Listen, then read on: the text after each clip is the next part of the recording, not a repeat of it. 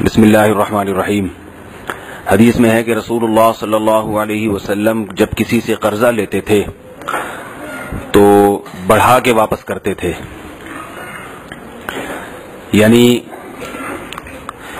کوئی بھی چیز کسی سے بطور قرضہ کے لیے، کوئی پیسے لیے، دراہم دنانیر وغیرہ، تو آپ صلی اللہ علیہ وسلم جب لوٹاتے تو کچھ اس میں اضافہ کر دیتے تھے۔ یہ سود نہیں ہے، کیونکہ سود وہ ہوتا ہے جس میں پہلے سے معاہدہ ہو۔ آپ کسی سے ایگریمنٹ کرتے ہیں کہ بھئی آپ مجھے 10,000 روپے قرضہ دیں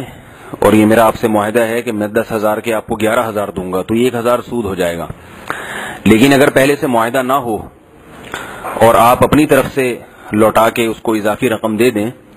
تو یہ احسان ہے، ثواب ہے، کیونکہ اس نے آپ کے ساتھ احسان کیا، آپ کو ضرورت تھی، وقت پر اس نے آپ کی مدد کی۔ تو اب اللہ کے نبی صلی اللہ علیہ وسلم کی عادت کریمہ تھی کہ آپ صلی اللہ علیہ وسلم اس احسان کا بدلہ بڑھا کے لوٹایا کرتے تھے۔ یہ بھی معاشرت کے آداب میں ایک بہت بہترین ادب نبی صلی اللہ علیہ وسلم نے بتایا ہے، اور اس عادت سے بھی ہمارا معاشرہ بالکل محروم ہے۔ ہوتا کیا ہے کہ جب آپ کسی موقع پر مدد کرتے ہیں، کوئی قرضہ وغیرہ آپ اس کو دے دیتے ہیں، تو وہ بڑھا کے لوٹانا تو دور کی بات، جتنے پیسے ہیں اتنے بھی نہیں لوٹاتا، وقت پہ نہیں لوٹاتا، بار بار اس کے گھر پہ جا کے کھڑا رہنا پڑتا ہے۔ آپ صلی اللہ علیہ وسلم نے فرمایا مطل الغنی ظلم، جو آدمی کسی کا قرض لوٹانے کی طاقت رکھتا ہے اور اگر نہیں لوٹاتا، اس میں لیٹ کرتا ہے، مطل کا مطلب ٹال مٹول سے کام لیتا ہے، تو یہ بھی ظلم ہے، چاہے آپ بعد میں اس کے پیسے ادا کر بھی دیں، لیکن آپ نے جو اس کو جو ذہنی ٹارچر کیا اور اتنا تاخیر کی آپ نے اس کی رقم کی ادائیگی میں اور اس کے حق کی ادائیگی میں، اس تاخیر کا بھی آپ کو گناہ ہوگا۔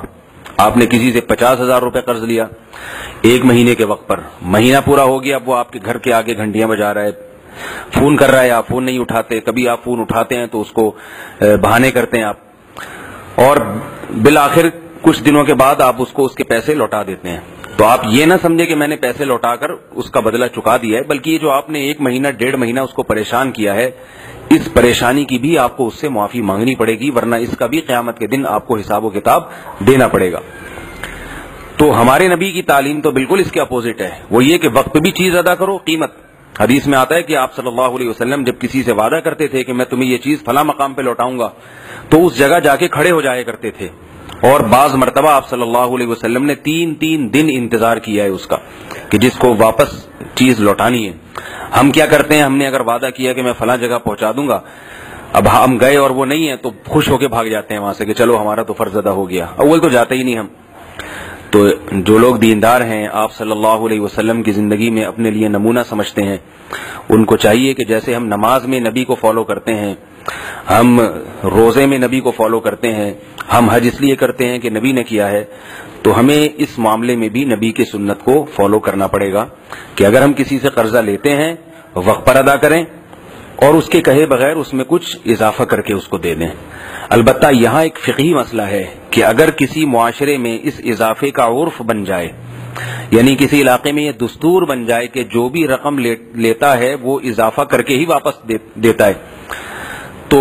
اور لینے والا پھر عرف کی وجہ سے مجبور ہو جائے، یعنی اسے اضافی رقم اگر وہ نہیں دیتا تو اسے شرم محسوس ہو رہی ہے، پھر یہ اضافی رقم جائز نہیں ہے سامنے والے کے لیے، کیونکہ یہ مجبور ہو کے دے رہا ہے عرف کی وجہ سے اور معاشرے کے ماحول کی وجہ سے۔ یہ نیوتا کی رسم ہمارے فقہا نے بیان کی ہے، شادی بیاہ میں ہم لوگ ایک دوسرے کو لفافوں میں پیسے ڈال کے دیتے ہیں، اس کو بھی فقہا نے ناجائز لکھا ہے، اسی وجہ سے کہ یہ احسان جو کیا جاتا ہے، آپ جب دولہا کو لفافے میں 500 یا 1000 روپے ڈال کے دیتے ہیں تو آپ کی نیت یہ ہوتی ہے کہ جب میری شادی ہوگی تو دولہا مجھے یہ رقم واپس لوٹائے گا۔ تو یہاں احسان ہے، لیبل احسان کا ہے، عنوان احسان کا ہے، ہدیے کا ہے، لیکن حقیقت میں یہ قرض ہے۔ قرآن مجید میں اللہ نے فرمایا وَلَا تَمْنُن تَسْتَكْثِرْ، کسی پر اس نیت سے احسان مت کرو کہ یہ تم پر بھی احسان کرے گا اور تمہیں پھر لوٹا کے واپس لوٹائے گا۔ اس نیت سے کسی کو دینا کہ یہ مجھے زیادہ رقم واپس کرے، یہ حرام ہے، گناہ ہے، جائز نہیں۔